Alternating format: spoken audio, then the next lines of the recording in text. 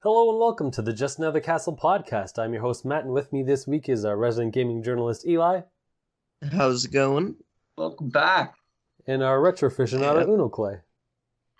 Scooby, will you do it for a few Scooby snacks? Yes, I will. I will do it for snacks. I wasn't sure if that was part of the video or that was you overlaying. It was both. Scooby snacks. Oh my gosh. I think you've been having shaggy Scooby snacks, if you know what I mean. Oh, you know it. You know it, brother. Like, my mom didn't even know about like that one. It was on the TV, and my niece and nephew were watching like some new Scooby-Doo reboot. I was like, I wonder if they kept the marijuana in Scooby-Doo, like for the new generation. And my mom's like, "What are you talking about?" I'm like, "You never read into the subtext of Scooby-Doo of what's really going on." It was made in the 70s, for crying out loud. How could you not see? It's so overt. It's unbelievable when you watch old Scooby-Doo. I mean, they are high as dick all the time and just eating. They are just eating and walking around looking for food. I mean, the guy eats dog treats. He has to be high if he's going to eat dog treats. You have to wonder, did any of that stuff really happen, or is it all just like a drug-induced fantasy where they're like, yeah, dude, what if we had a van and we drove around and solved mysteries? And it's just a guy and his dog. He's imagining the whole thing. For the listeners, the reference is because last night I was really sick and I was playing Scooby-Doo's Classic Creep Adventures on N64 because I needed a really stupid game that didn't demand brain power. And it turns out it's not terrible. And I'm like playing a Scooby-Doo video game on N64 and I'm like, this is kind of fun. Like, so there you go, Scooby snacks for y'all. Cool. Yeah. So I forgot to mention this, but Membrane is on sale for $1 on the eShop, at least at the time of this recording. Unoclay interviewed the creator Seth Scott a couple of months ago, so if you want to check that out, go to the YouTube channel because it's not on our Podomatic feed because we can only keep up like the last 5 episodes. If you want to hear more about it, it's not sponsored, but I just like giving shout outs to people, and he wants to get out there, so check it out. I don't know if it'll still be on sale when the episode goes up because there's no time frame, but hey, it's $1. You might as well go over and check it out anyway. So he's selling Membrane for $1? Yep. Is that the price? Oh, that's insane. I got to tell people because that anyone listening to this definitely push this up to the front. Membrane is an amazing game, and for $1, that's a steal. Even if you played it for like 20 minutes, you get your money's worth at $1. That's crazy. Like, it's a really fun, cool game to play on the go. Like, simple, straightforward, and it's got awesome music. Like, the soundtrack is worth $1 alone. Like, so that's awesome. I didn't know what price he was asking for on the sale. I hadn't looked at it. I just saw that he put it on sale. So that's great. Good call. All right. So we'll start off with our Game of All Time tournament. By now you know the drill, but if you're some newbie just joining the show, at the start of the year, the 4 hosts of Just Another Castle each named our 8 favorite games of all time. Then, every week, 2 games go head-to-head, and the winner advances to the next round.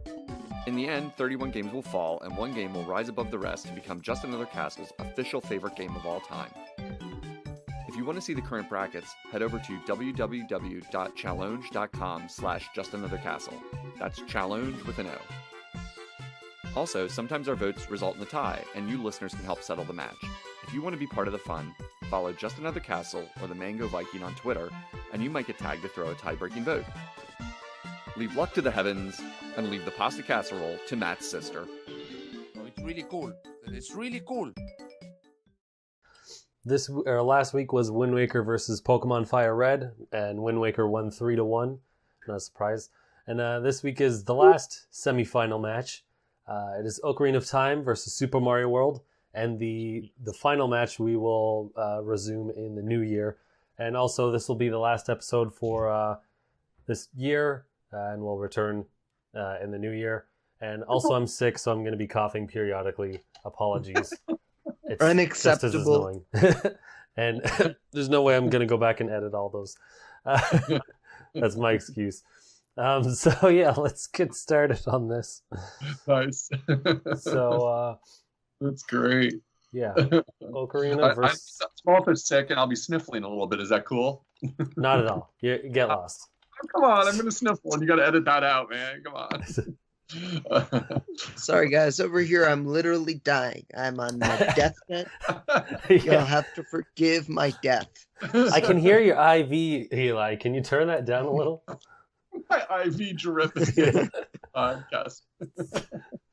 Oh man, it's sad. It's sad. Yeah, like Eli's dying. You always got to one up us, Eli. Way to die. Way to die on the air. First ever on a podcast, death on air. All right, great. Nice. Yeah, I don't know who should go first on this. This is a huge match. I mean, this is how it is, of course, in the end of a tournament. Ocarina of Time versus Super Mario World. Like, shoot me now. I don't even want to pick. That's like a crazy match. I just don't know. I'm undecided. So I'm gonna decide like on the fly while we talk it out. So I can go whenever you want, Matt. You can call it. If anyone feels strongly like they know their answer, maybe they should go first. Kind of set it up. Sure. I mean, I could do first because I know. Okay. And the answer is Ocarina of Time. And the reason, and I feel like I already talked about why I don't feel strongly about Super Mario World in a previous podcast. I forgot which game it was up against, but my thoughts are similar to then, and it's the fact that maybe it's because I didn't grow up with Super Mario World. Maybe it's, I mean, I think that's the main reason. Maybe it's just not the game for me. But I think it's great and it's fun to play. But for me, it's not one of my favorite games of all time. There's a lot of others that I prefer over it. There are a lot of 2D platformers that I think are better. I mean, overall, I think that Rayman and Donkey Kong are better 2D platformers than Mario anyway. I don't really have a lot of incentive or will to allow Super Mario World to win. Whereas Ocarina of Time, it's not one of my favorite Zelda games because Wind Waker is number 1, and then maybe Breath of the Wild and Majora's Mask, and Ocarina of Time is maybe like 5. But even then, Zelda games are so good that even as the 5th best for me Zelda game, it's still one of the best games. Still beats Mario World for you. That easy. Yeah. Wow. So for me, it's a pretty easy choice, just because Super Mario World for me is not a huge game in my life as it is. I know for a lot of other people. Good call, man. Good argument. Yeah, I think you might have made that argument regarding Super Mario World versus like Mega Man, or I forget what it was. I remember you kind of saying that before, that it wasn't it doesn't match up. It doesn't like knock it down hard for you, like where on that level for like of all the Marios that there are. So that's interesting. Cool, man. Matt, do you want to go next or should I? Do you have an answer? I can still decide. No, I was sitting here thinking about it, like while he was talking, and like just like kind of thinking back through my memories of the game. Ocarina of Time, Super Mario World.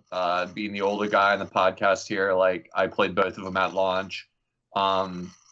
So when I look back on launch impressions, they have like equally impactful moments. They are just like top of class, like classic Nintendo, just knocking it out of the park on their own console.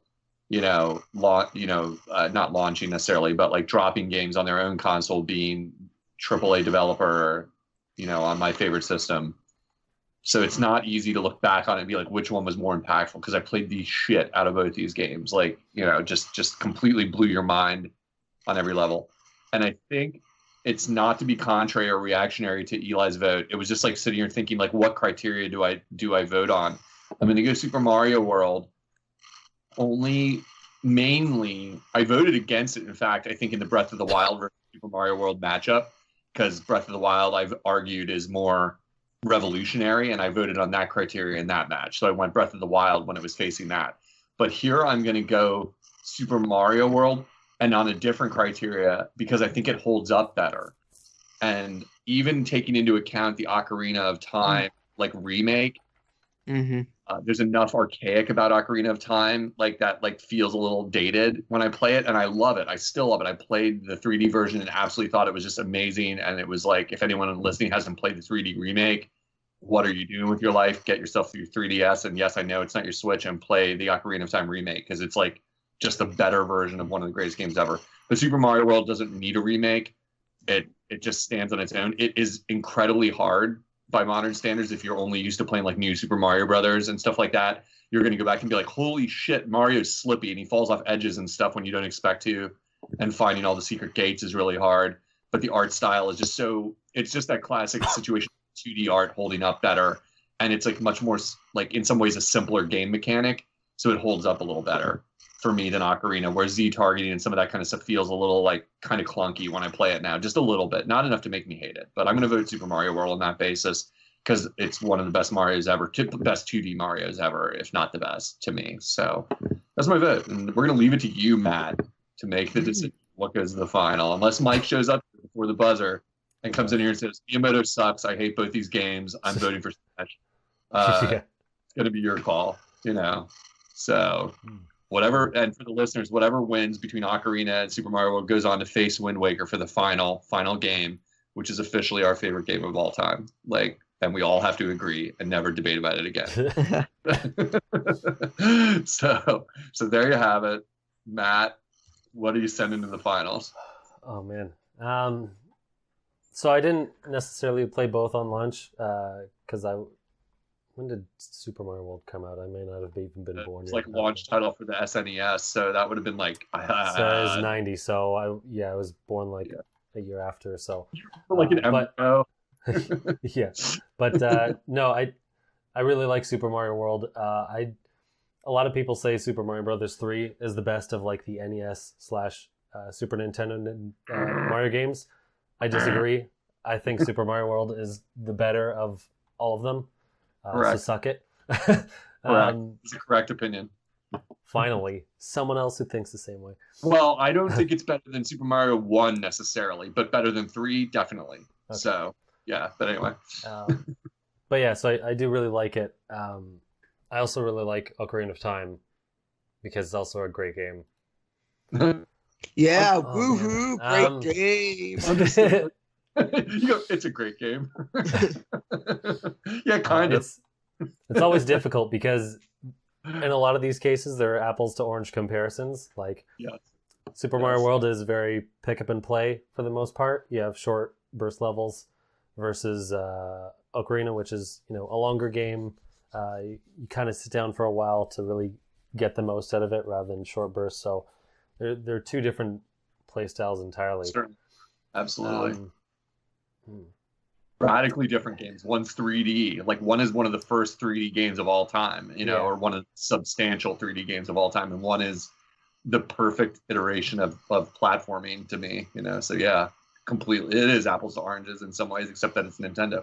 Mm-hmm. So a decision must be made. So I don't know if I can come up with a good reason why I want to choose the one that I'm choosing. Fair, but I'm gonna have to go with Ocarina of Time. Oh, I don't know. I can't really explain it. That is bereft for words. A perfect trait in a podcast. Yeah, I don't know. I mean, I don't really replay games, and I've replayed Ocarina of Time a couple of times. To be fair, one of the times was a remake, and like you said, Super Mario World doesn't really need it. But I don't think I've also gone back and bought it on the Wii shop when that came out, or even played it on the Switch shop or anything like that. Mm-hmm. But if they made a remake of Ocarina of Time on Switch in actual HD, I'd pick that up no problem. I don't know. Right. I guess I'm basing off of that. Maybe that's a bit of nostalgia because that's the first Zelda game and blah blah blah. But I still like both of them a lot. Right. I don't know. I'm whatever. I'm just rambling. So I'm choosing Ocarina of Time. Cool, man. It's okay. Yeah. It just makes it weird because it's Zelda versus Zelda for the final. I knew that was gonna happen. What nerds are we? So we end up just what is the greatest Zelda of all time is basically our $10 I can says tell you what the answer is. $10 says we're gonna have to call in for a third party vote. Yeah. And if If we do have to do that, I'll make sure I get like a multiple people. I'm not gonna like put it on like one person. I'll probably message like 10 people, and then get like 3 of them. And what I'll probably do is, I thought this before, is 5 people I'll put Wind Waker versus Ocarina, and then the other I'll put Ocarina versus Wind Waker, so it's like even. So it's not like great. I'm suddenly influencing them. Yeah. Survey bias. First, so.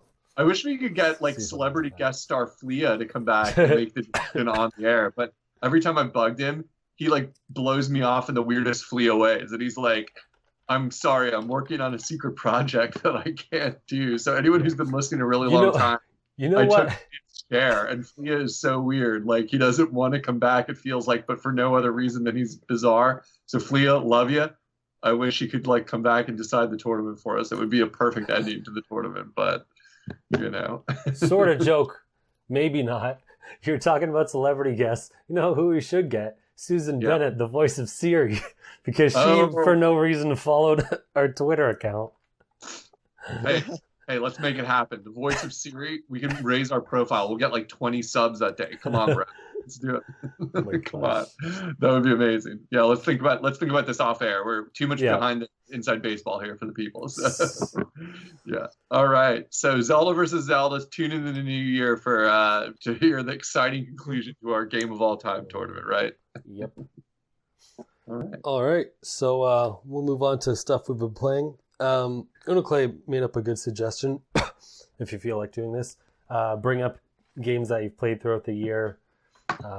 Maybe what one's your favorite or whatever, other than just say Smash, because of we've all been playing Smash. Yeah, let's just get that out of the way. Yeah, Smash. Yeah, but thankfully I actually wrote down games I played this year at like the beginning of the year, because I was like, I'll try to get like one a month, like a year sort of thing, and I passed it.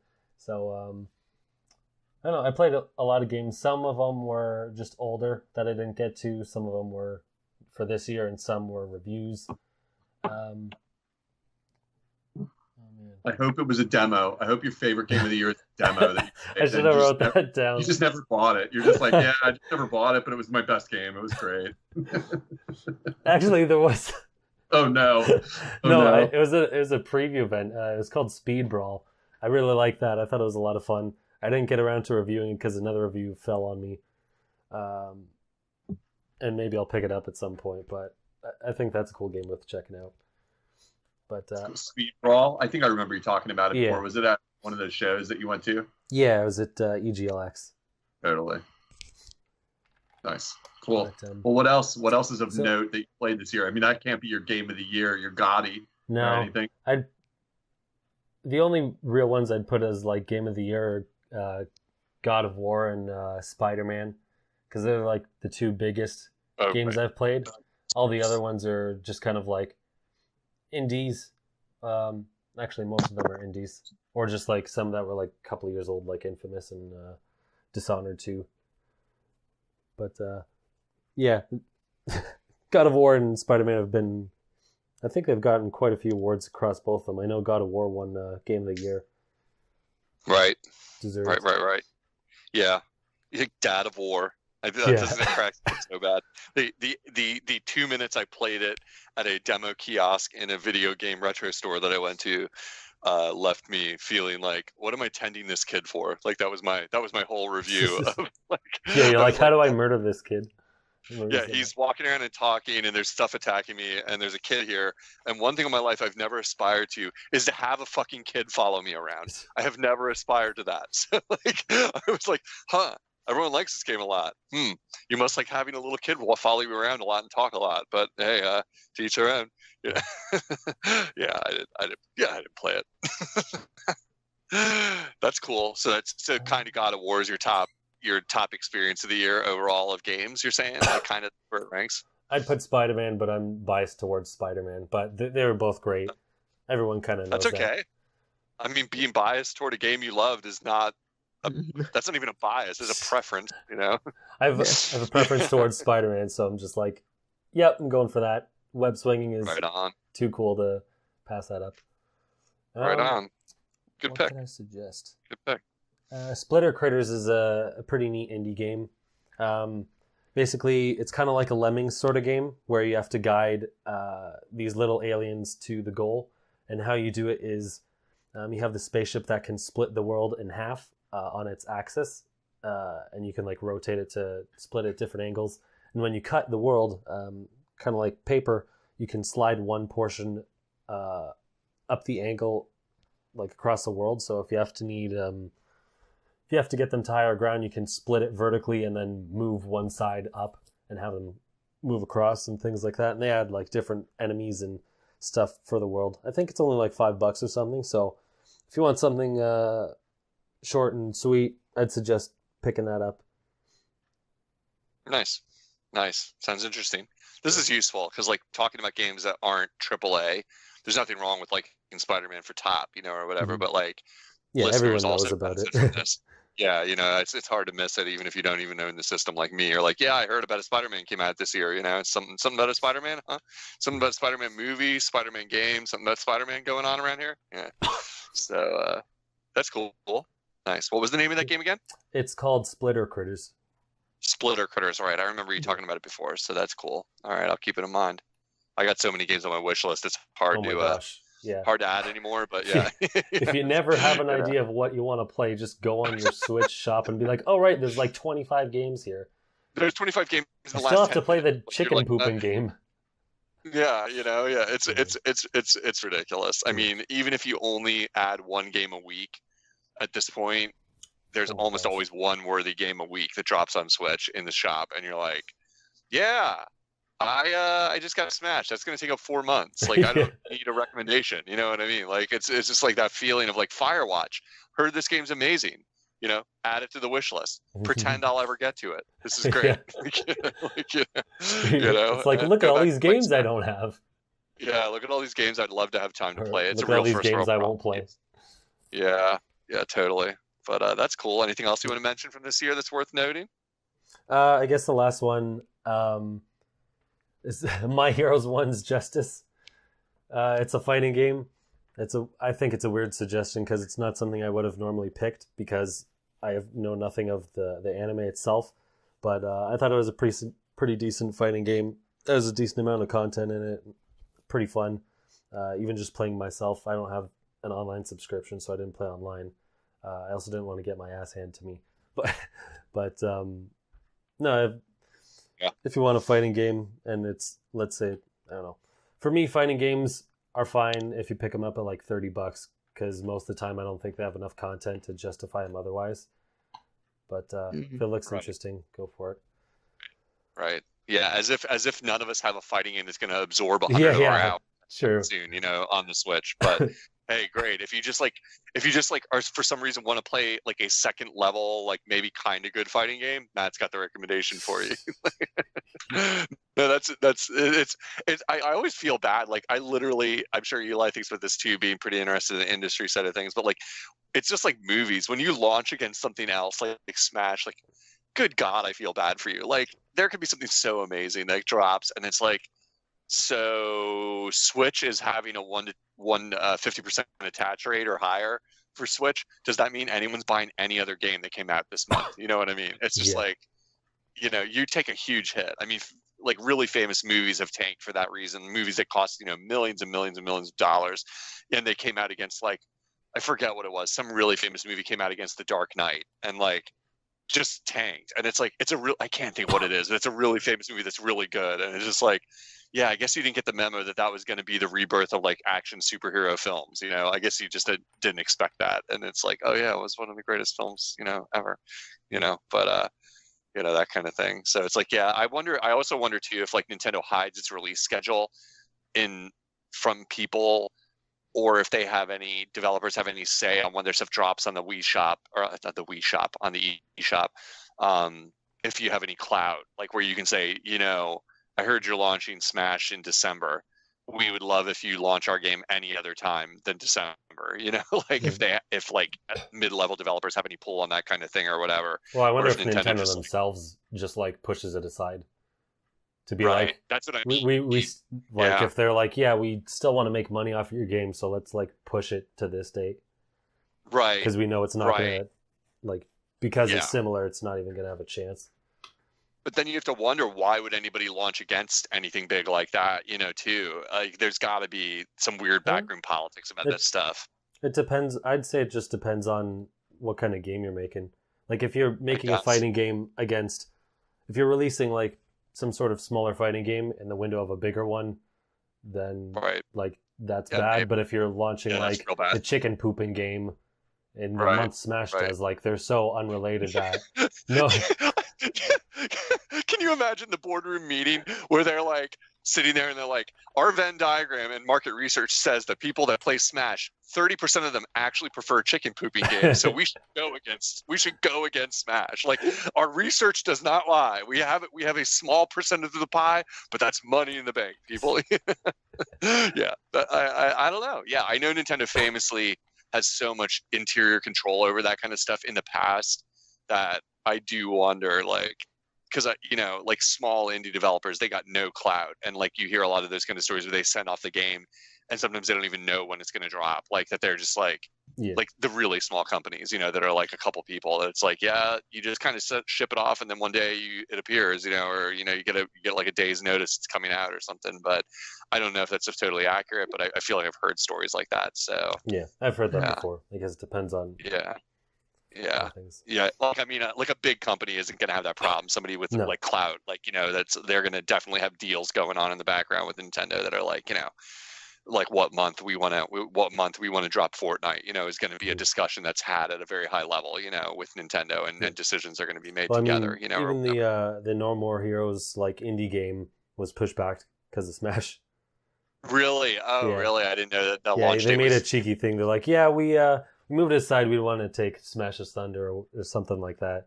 But I mean, like, that's I think Nintendo's hilarious. Publishing it, so like that makes sense. Why they're also invested. Yeah, they feature that game very heavily too. So that is a little bit of a different. They are purposely featuring that game as like a look how cool we are kind of moment. Like, look, we're like helping develop like this game and bringing this series back into prominence or whatever. So neat. But moving on, Eli, was any game you wanted to suggest or talk about? Yeah, I mean, you brought up some of these. God of War, obviously really good. I'd also, on the PlayStation side, point out the Detroit Become Human. I played through it with my girlfriend. Oh, man. It's not, if you like stories in your games, I wouldn't sleep on it. I think that, you might not like it as much, knowing that you really don't care about stories in games. Like the gameplay here, not that great, Clay. So stay away. But not that you'd be able to play it anyway. It's not on the Switch. But stay away. But no, I think that it's pretty good, especially if you're playing through with someone else. I think there's some thought-provoking themes there. And I know it got mixed reviews, but don't skip out on it. I thought on the Switch, Owlboy was pretty fun. It's like a platforming Metroidvania-ish game. I guess not so much platforming. Isn't it like twin stick shooter elements too? Not. I guess there are some, like, depends on the weapon you use, but not a ton. Okay. I've just seen like screenshots where you're like holding a guy and I think he's shooting something. I think. Yeah, there are. I mean, you do fly around and you do some attacks that way, but some puzzle solving. So it's a good game. I really like the style. It's what stood out for me. And let's see what else I got on. Oh, and then the other game I would say not to sleep on. Red Dead's really great. So the problem is on the Nintendo side, I personally, like, I think there were a lot of big games, but I thought the PlayStation had more like good games. Mm-hmm. I thought that Kirby Star Allies on the Switch was also really fun to play with someone else. So I played through with my girlfriend that one too, and it was a blast to play through the two of us. So I guess on the Nintendo side, that's what I'd recommend. If you do have a PlayStation, definitely though, don't sleep on Detroit, God of War, and now Red Dead is really good. Yeah, definitely back up on Detroit. I forgot about it because I held off on it because I was playing for a couple hours with my friends, and I'm like, oh, you know what, I'll hold off on this, and it'll be like a communal game we play when we all get together, and forgot to like set it up again.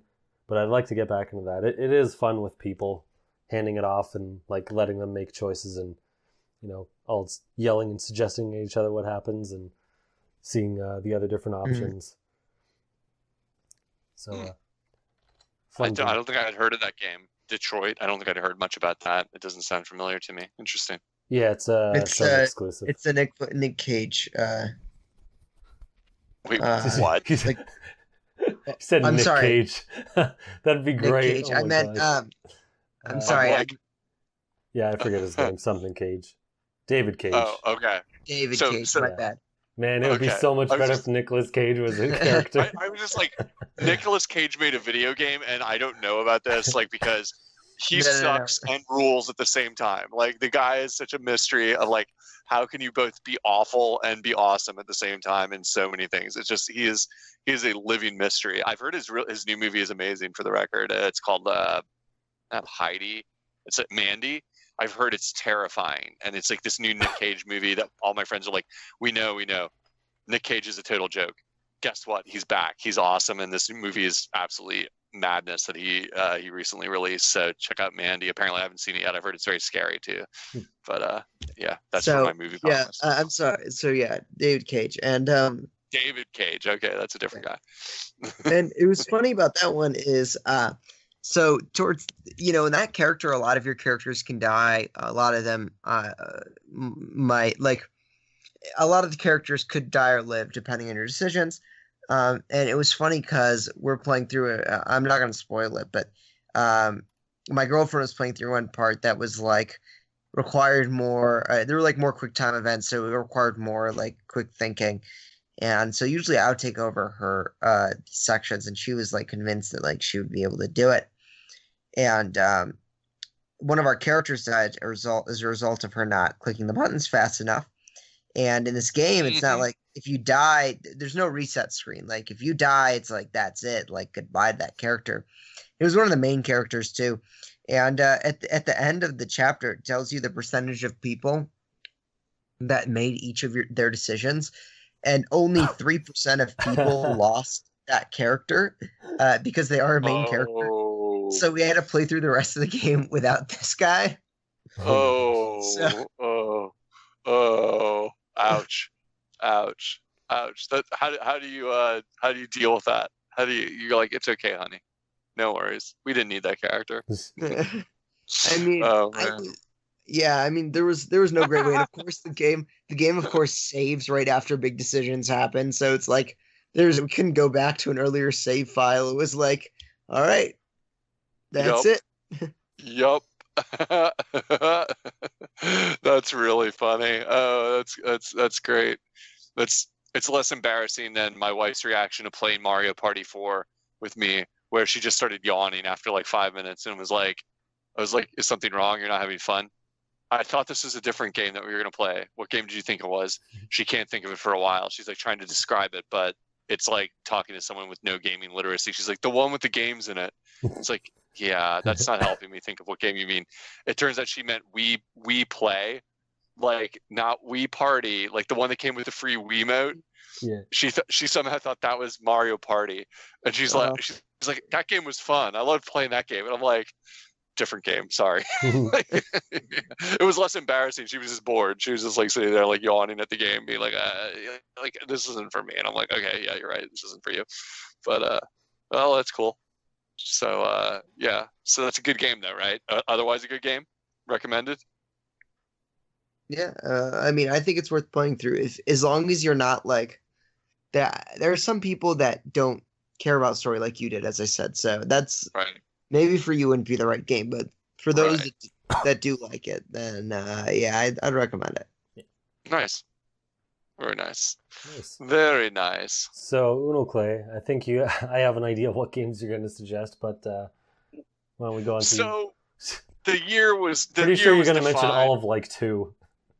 The year was defined by a simple game called Fortnite. Maybe you guys have heard of it. Now, I played a lot of Fortnite for like 1 month, got my victory royale, got the heck out of that. I haven't gone back except maybe one night. I turned it on for like 5 minutes when I was drunk and was like, I already won. What's the point? Like, I literally had that reaction. I was like, I won once. Like, I could see getting addicted to Fortnite. I really could, and like the evolving map concept and like all the evolving weapons. But that shit is deadly, and those players are getting better and better, and I just don't have the drive to like keep going back to it. Like it was fun while it lasted for me, but I wonder what the trajectory of that game will be like over the next year. Like, will it be able to retain players? Like, because the thing that killed it for me was like, it's really fun, but the map is the same, like for long enough stretches that if you're really addicted to the game, you just get bored of the map. And I'm not saying I totally hit that level, but I definitely was feeling it when I got my win, where I was like, it's harder to justify playing this again and again when it's like, I just keep jumping into the same map again and again. And that's cool and all, but you know, but hey, mad respect to Fortnite. I'm not a hater. I thought it was fun. If I was going to mention something that I played, I was looking at, I keep a game journal. I recommend doing it. It sounds nerdy as shit, but we are on a Nintendo podcast, so don't judge me, bro. No, I just started doing it because I realized these days we all play so many games, like you just forget what you played. And I play a lot of retro games, so I don't have like a system architecture where I can like turn on my N64 and see what I played this year. So I just have it like laying next to my gaming systems, and sometimes I'll think and I'll like sit there and write down a couple games I recently played and the date I kind of think I started playing it on. So when I looked back through prepping for this, one of the games that sticks out that I think is worth re-mentioning to people, it's an indie game that's on Switch and other consoles called, and I mentioned it a while back, called Lovers in a Dangerous Space-Time. Really good multiplayer game. Absolutely, if anyone downloads this and tries to play with their friends and hates it, I'll send you the money to pay for it, because I just don't think that's a possibility of it happening. Everybody who ever plays this game, after like 1 minute, you're like, I love this game. It's really joyful. It's got a really hilarious art style. It's got amazing music, and it's got like up to 4-player co-op, and you can play it with just 2 of you together. I think you can play it 1 player, but it's not the kind of game you'd ever want to do. It's like Overcooked. Like, why would I play this single player? Like, that's your first, as soon as you play it, you'll understand, because you're managing a spaceship. It's simple, direct. Anybody can jump into it. Like anyone from like Eli's girlfriend who has questionable survival skills in video games, all the way, sorry, I'm just kidding, like all the way up to like your hardcore gamer, because you take turns manning different sections of the spaceship, and some of you man the guns, some of you man the shield, some of you man the rocket booster, some of you man special weapons, and the game is designed that you're always getting overwhelmed, having to switch areas of the ship. Like you have to run from place to place and like take control of like the jets or take control of the guns, and you're all on the same screen, so you don't need multiple systems. You're like, it's just like a spaceship flying through outer space, and your little cartoony characters rescuing little space bunnies. And it is the funniest, most awesome game to play with friends, and I can't recommend it highly enough. Like if you need a party game to like jump in with a couple friends, it is addictively hilarious, and it's got good ramping difficulty where you can set it at different difficulty levels and either play it really cash and just be like, yeah, no worries, we'll just run through this game, or you can set it like we've been doing, is we find it really fun. You set it up at a higher difficulty level, and it's a genuine challenge where good gamers have to really work together, where you have to be like calling out like, okay, get the guns, somebody get on the guns, we got to get out of here, somebody get the jets, like kind of thing. So yeah, we still turn it on and play it here and there and play a few more levels when my friends are over, like, because we're both like, I'll just bring it up and instantly everyone's like, yeah, put that on, that game's awesome, so other than that, if I'm not going to talk about Scooby-Doo's Classic Creep Capers, a late entry into 2018 as of the last couple of days when I've been feeling under the weather, hey, I'm dead serious. If you ever watched Scooby-Doo and you liked it even a little bit, it's pretty good N64 game where it's got like it sounds like good voice samples, like real voice samples, and it's got like the exact music and atmosphere of the show. So like it literally is kind of comically like playing a 3D version of like a Scooby-Doo cartoon show. And I was never even the biggest fan of Scooby-Doo. I'm only medium a fan of it. Like, but I kind of find it really entertaining. It's a really simple game where you walk around, look for clues, and then have some kind of boss fight or event at the end of the level where you confront the evildoer and like, try to beat him in some form. It's not a very action heavy game. It's more like a point and click plus a little bit of action or whatever. But genuinely, seriously, kind of enjoying it. It's kind of a funny game. But yeah, I've said it 100 times. My game of the year is 2016's Enter the Gungeon. Yes, my game of the year in 2018. It's going to surpass Breath of the Wild for the most play hours on my Switch really soon. It's a roguelike. It is. I'm literally really close. Like if not already. Like I think I had 140 some hours on Breath of the Wild, and I think I was like at 130 Enter the Gungeon like recently. Wow. So it's a roguelike. Go ahead. Sorry. Yeah. That's good. Well, I just think that's so funny that like I just imagine a Twitter thread where it's like one person being like, "All right, now that we've had some distance before Breath of the Wild, which game is your most played on Switch?" And people will be commenting like Smash, Pokemon, like this and that and the other. And then you got Clay at the bottom there with Enter the Gungeon. Hey, I don't know though. Like, I mean, it's like that kind of cultish game. Like, I don't know if you looked at like play hours for like Isaac, but I have friends in my Switch friend feed who've got 200-300 hours in Binding of Isaac, and they're very similar games. They're roguelike twin stick shooter games. Enter the Gungeon is more of a bullet hell than Isaac is, but Isaac gets there like when you get to the higher levels or whatever. But it's a little less bullet helly. It's not as quite as intense in terms, and there's a lot I could talk for hours like about the differences between the two games. But it's just a genre I'm really addicted to. It's the roguelike with mystery. I don't know if we have a good term in gaming culture for it yet, but like roguelike where there's a lot of mystery built into the game, and it just compels you to keep playing it a lot if you're the right kind of person, because you're trying to solve all the mysteries in the game and get all the items and go deeper into the game. And Gungeon has a really cool, simple plot that you need to kill the past. Your own past is haunting you, and you need to get the gun that will kill your own past. And then you start playing and you realize how deep the rabbit hole goes on what that really means for killing your own past. And it's just, I am just absolutely cracked out addicted. Turned into The Last Jedi now? You gotta kill your past. I never saw it. I never it's saw not it great. because I Don't heard bother. it sucks. I heard it sucks balls. It does, but the main villain is like, oh, you have to something about kill your past if you have to. You just brought it. They're up totally a couple ripping off times Gungeon. Yeah. They're ripping off Gungeon. 2016's Gungeon is getting ripped off. Yeah, this is like more of a literal kill your past. You are literally hunting for the gun that can shoot a magic bullet and kill your own past. It sounds insane, and it is, but it's because there's dark history that you have to erase, and that's not a spoiler. It's kind of in the cutscene that starts the game, and it's the kind of game that like most people who play it, and I'll stop talking after this, like most people who play it are going to go to a wiki pretty quickly. And if you ever try this game on recommendation, my recommendation is never go to a wiki, because the best moments of the game are when you discover something you didn't even know was part of the game, and the game opens up in a new way that you weren't aware it does. And it is blisteringly difficult. It is punishingly, insanely difficult. And at the same time, it's got this hook to it that like, as you get better and better, you literally have moments where you feel like a gaming pro, because you're doing shit that is like Superman level, like Neo from the Matrix level, like dodging bullets and stuff, like, and you just cannot believe you're playing at this level in this one game. It is partly because you play it so much, if you're addicted to it, that you just get to a level that is stream worthy if you would be that kind of person or whatever. But yeah, that's easily my game of the year. Easily just knocks everything off the plate. I want to play other games, and I just end up sitting there thinking, what do I want to play? And it just pulls me in like nothing else. So I've talked about it enough. Maybe I'll eventually finish with it, but soon it's just gonna be the number one game on my Switch. So it tells you a lot. All right, and on to some news and stuff. So we don't really cover Amiibo anymore, but I thought I'd bring up one that's kind of funny. There's a Golden Shovel Knight Amiibo that's apparently going around. Eli, are you interested in picking up more Amiibo, or just the official ones? Well, I'm back on the grind, but I only pick up official ones. So, gotcha. I guess. Well, we don't. Do you have the regular Shovel Knight Amiibo? So I have the regular one. Okay.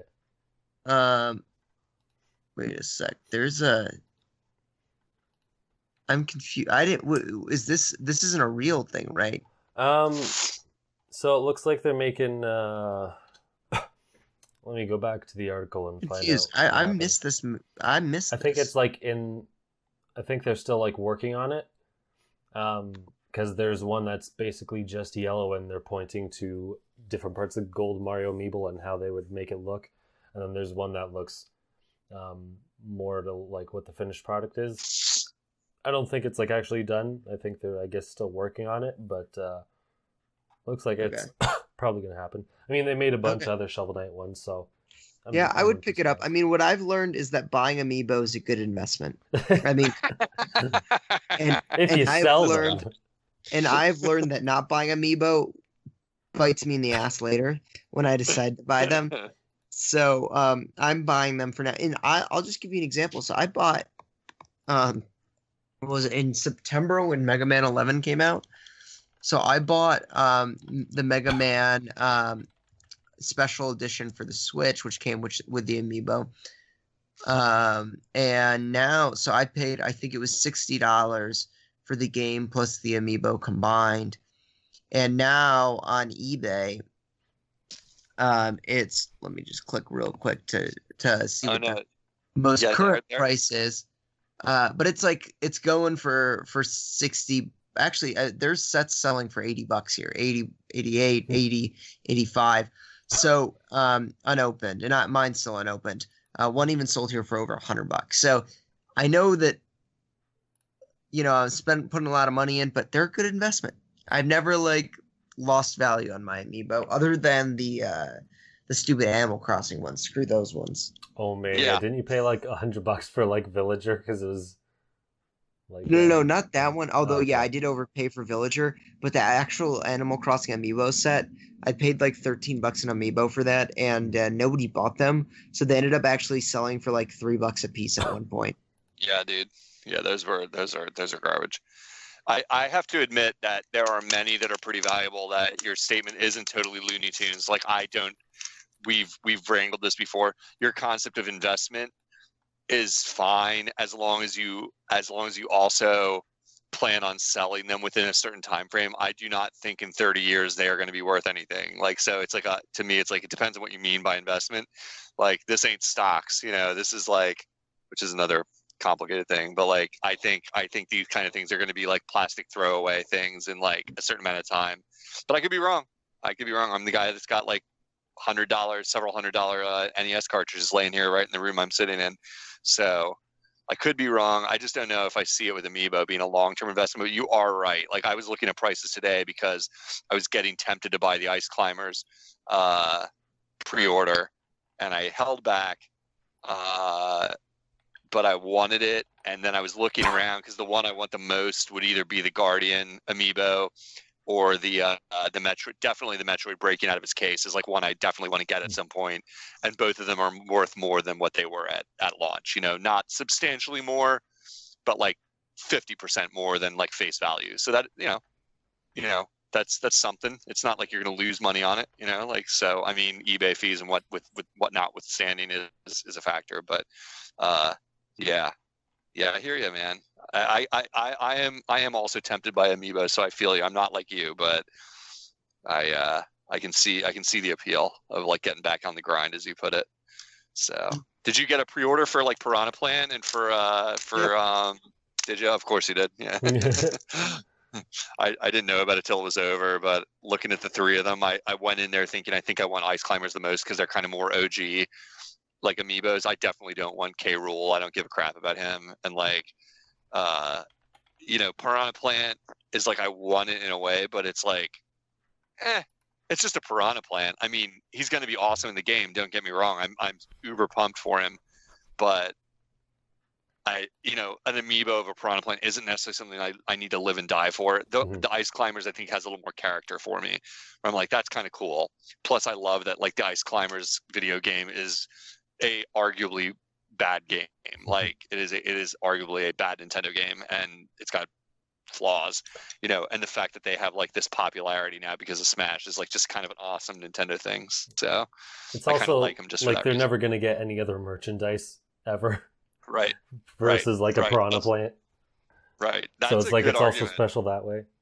Like Duck Hunt and like Game & Watch, like when the heck are you going to get anything related to them ever? Like, well, Duck Hunt is so nostalgic to so many people that I couldn't say never. It was the kind of thing you could like go to the Nintendo store in New York and see them having a T-shirt of Duck Hunt or something, you know, like, because it's got like huge nostalgia appeal. But I hear you. I hear what you're saying. For the majority, like 100%. You're not going to get a lot, let's say. Yeah, like or Piranha Plant, you're definitely going to see T-shirts and stuff with it on it, you know, like forever. Like, but Duck Hunt, maybe. But yeah, Ice Climbers, not a big market there. Yeah. No yeah, one's favorite game ever. It is no one's favorite It'd game be like ever. an Urban Champion figure. Yeah. Yeah. It's like I've tried to love Ice Climbers. Like I do not own a legit Ice Climbers cartridge, and I do need to add it to my collection, but only because I have a goal. Like if I have a collector's bug for NES, it's I want to have all the black box games and the boxes eventually, and that's a very expensive like undertaking at this point. But like that's one of the original OG like Nintendo cartridges, and it's like, yeah, Ice Climbers is part of that like early Nintendo collection. But boy, that game is painful. The jumping is broken. If you've never played it, the jumping is just broken, and it could be such a fun game, and the jumping is like stupid. Yeah. Yep. But anyhow, well, lucky you, Eli. Like I only found out about the pre-order like way too late to like get on the other ones, and I was like, I kind of want Ice Climbers, but not enough to pull the trigger. And then I went and looked at the Metroid and was like, oh shoot, he's like the cheapest eBay auction is like $25-$30 or something. So I was like, I'm gonna pass on that again. That's maybe what they cost here. Yeah, well, that's because you live in Canada, bro. I don't want to. Our prices are poop great. on you.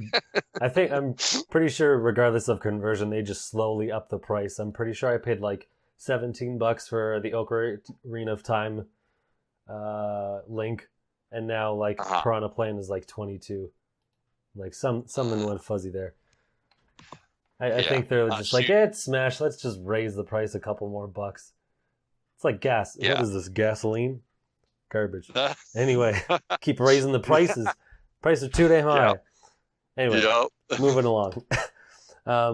So it looks like the NES and Super Nintendo consoles are going to be discontinued, at least in North America. We already knew this like last year when they said they're going to continue for just another year. And that's it. They're just reminding people. Although it's only happening in North America. Of course, Japan will continue because they're better than us in so many ways as far as video games are concerned. Well, they like still sell like NES carts and all this stuff. We're just screwed over here. But anyway, they basically said just go on, try their online subscription, as if people want to try that. But do you think they should continue selling them here? Or do you think everyone who would possibly buy it has bought it and it doesn't really have much of a future anymore? I don't know. Eli, you have thoughts? I've been talking a ton. I don't know. It seems like a good device to just have on the market, Yeah. It seems real evergreen. I don't know what the reason would be to not have it out anymore. So it just seems like you're losing potential sales, and it's not like you're gonna lose money by just having a bunch sitting around on US store shelves. It seems like something that would always be an option to sell. Yeah, especially because they always have those like Retron consoles. Yeah, like other mom and pop game stores. So having like one of these seems like an easy sell, especially because just have it in the checkout aisle of Kroger or whatever, or Target. Like especially because they still sell the old hardware anyway. So if someone goes in, they're like, "Oh, there's the old Super Nintendo that's bigger and like yellowy and costs like $100 or $200 or whatever, and here's the smaller one that's like a third of the price. Well, I'm just gonna buy that." So I don't get it. I mean, it's not Nintendo's way to necessarily like keep something on shelves forever necessarily, but I wonder. I mean, I wonder if sales factor into it. Have they seen an obvious tapering of it? We just won't know. Nintendo's never going to tell us. I mean, like I have noticed this, that I go to stores and I see the NES Classic now, like with my own eyes. You know what I mean? And I'm like, oh, look at that! Like you couldn't buy one of these like a while ago, and now it's like there. And that alone, tells me something. Like maybe stuff is slowing down. I don't know. I don't know what goes into Nintendo's thinking of this kind of thing. Like, I do think brand management could factor into it, where they know maintaining some level of rarity is good, and that at some level that could be part of it. That even if the sales are kind of medium right now, or like they're kind of like slowing down, they are like, but like, okay, it's had its time in the sun. Let's put it away again, and then we do it again in 5 years, or whatever. Like, or we do something else, like in 5 years, like because if The it's on the shelf Ultra the whole time, SNES NES Classic. right? Or the NES Classic 2 with new games on it, or something like that. That it's like, oh, okay, well, here's another 20 games, like, and refine the model of it, make it like look different somehow, or something. That kind of thing, brand management where they like are creating scarcity in this like subtle way could be a factor, so I don't know. For me, it's like it had its time in the sun. And it's funny when they announced the cancellation or whatever, the discontinuation, even I like thought about going to get one because I was like, I have no interest in these things. Number one, I'd rather play it on a real legit like hardware, just my preference. And like, I already have a lot of these games like already in real form. Like, so what do I need this for? But even I was like tempted. Then when I heard they were discontinuing, I was like, oh, but this will be my last chance to get one. I'm like, what are you talking about? There's eBay, duh. Like, like you can always get one. Like if you really want one sometime, it's just going to be like more expensive. And so save the money now and make your decision later. So, I don't know. The SNES one I haven't seen as much. I see the NES one around a lot, and just my own personal anecdotal experience, I haven't seen the SNES a lot. But I'm not surprised to hear they're going away. And yeah, to me, I'm indifferent. It's like I have my setup like here, like and I feel like the people that I know that wanted one that do have successfully got one now. So it's like whatever. So the end. Fare thee well, SNES and NES Classic and N64 Classic. We're not ever going to see you. So, yeah. They're just like, oh, we'd have to do the N64. Yeah, let's just cut them all off. Yeah, let's stop this before this gets jump ship. Yeah, they're all these people are starting to get mouthy about predicting what's going to be on it. We got to get out of here. Imagine if they actually got to like GameCube. They're like, this is weird. We have GameCube controllers on the Switch, and now we have this separate side thing. What kind of weird convergence is this? Yeah. Like, here's a Switch Mini. It does. You know what? We don't even know. Just cancel it. Yep. Yes, indeed. So yeah. So that's happening. That's good news item. Yeah. Sorry. Get your copies before they disappear forever. The minis disappear forever. Yep. I think we'll end off on this last one, maybe, just because it's more interesting. Have you guys seen the poster for the Sonic movie? So they showed off this weird poster where you just see like the silhouette of Sonic, and someone else sort of leaked another poster. Apparently it was from like a year or so ago, so it might change, and we don't even know if it's real. I think it's probably real, but who knows if they change. But they went from like this weird design to like a semi-okay design, and I don't know. What do you guys think of this movie? I think it's going to be a train wreck, but at least it might be like enjoyable, and it's so bad it's like good. It's got to teeter the line. You can't be like average, because then it's going to be boring, but you can't be horrible. I think it'll be so bad. It's like, it's so bad it's good if you're drunk. That's good enough. That's funny. I haven't been following it enough to be honest to have an opinion on it. I would need to know more about the director and the studio to like have an opinion like of what I was suspecting, because I haven't been like looking at it. It's so not for me that I'm like, this Sonic, like I would never pay to see a Sonic movie. I'd go see the Pokemon movie, having never played a Pokemon game, like far before I'd go see a Sonic movie. I'd just be like every depiction I've ever seen of Sonic in pop media has been so corny that it's off-putting even just remembering it. Yeah, it's totally the sort of thing where you need to come to Colorado and have our signature crop before watching it. Gosh. Yes, the signature crop of Colorado being, of course, soybeans, as everyone listening knows, and eat a lot of soybeans before you go to the theater, and then you'd love it. Yes. I have heard one of my favorite podcasts, Retronauts, or I think it was on Retronauts. They occasionally, for their Christmas episodes every year, and I've been listening to them for a long time, they do a Christmas wrap up where they're obsessed with cartoons besides old video games, and they have spent several years for their Christmas episode reviewing old Christmas cartoons that circulate around video game themes. And I think they argued that the Sonic Christmas special is the worst of all Christmas specials about any video game. That they do like a dissected review, so I feel like I've seen the episode, and it was just like, it sounded like such trash, like that even these nerds couldn't get through watching it. That they were like, it's horrible. Like on every level, it sucks so bad. Like it's just so stupid and so brainless, and all that kind of stuff just made me be like, Sonic just has so many flaws for me that I have so little interest in the franchise. I even hate seeing him in Smash. Here's something interesting that might make you want to see it. You know how we were talking about Nick Cage before? Nick Cage, indeed.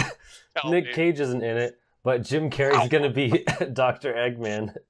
What? It's going to be weird. What? Jim Carrey for Rizzle? Yeah. Can you edit the podcast and delete everything I just said and insert me just saying, I'm going to see it on day one. I'm in the theaters. Jim Carrey is Dr. Eggman.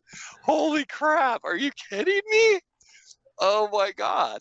Is there anyone identified as the voice of Sonic? Is it some other guy? It's not the guy from Family Matters. It's not Urkel, no, it's not right? Jaleel White, no.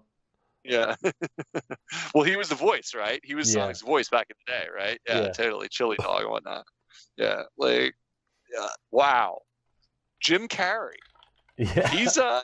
He's crazy as shit these days. He is. Maybe that's why he signed up for it.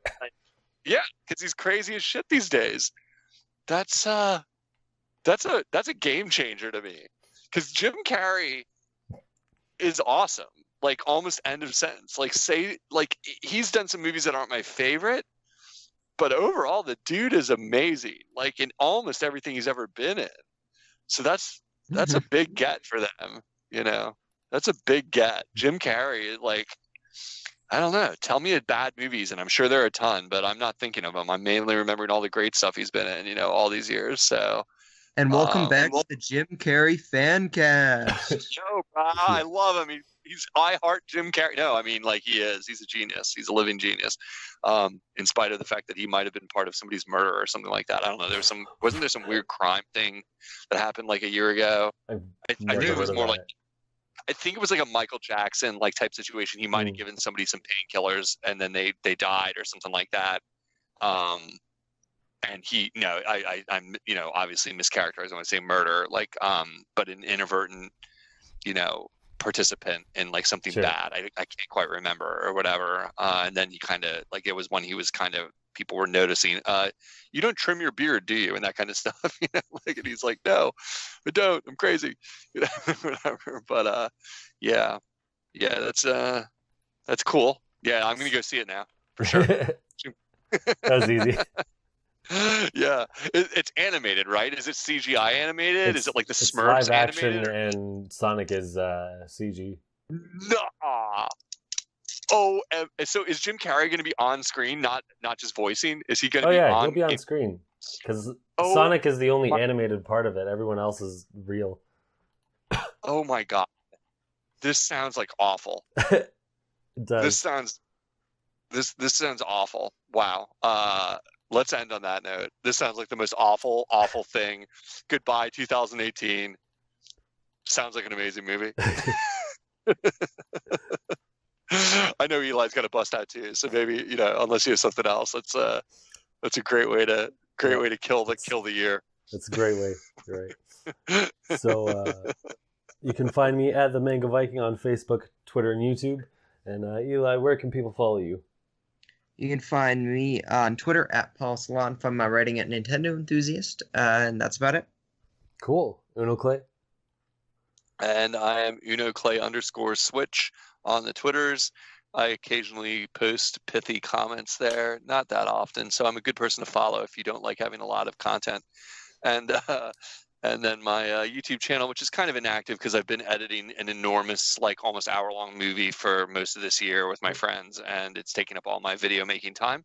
But I do have some funny videos on my YouTube channel, which is Unoclay Gaming on YouTube, and you can check it out there. I have some funny stuff you might want to see, or boring stuff. It depends on your preferences. So that's it. Cool. So wherever you're listening, you can find us at Just Another Castle on pretty much every platform on the internet. Hit us up with your questions if you're interested in being a guest at Just Another Castle or me directly at the Mango Viking. We'll see you next year and leave gaming to Nintendo.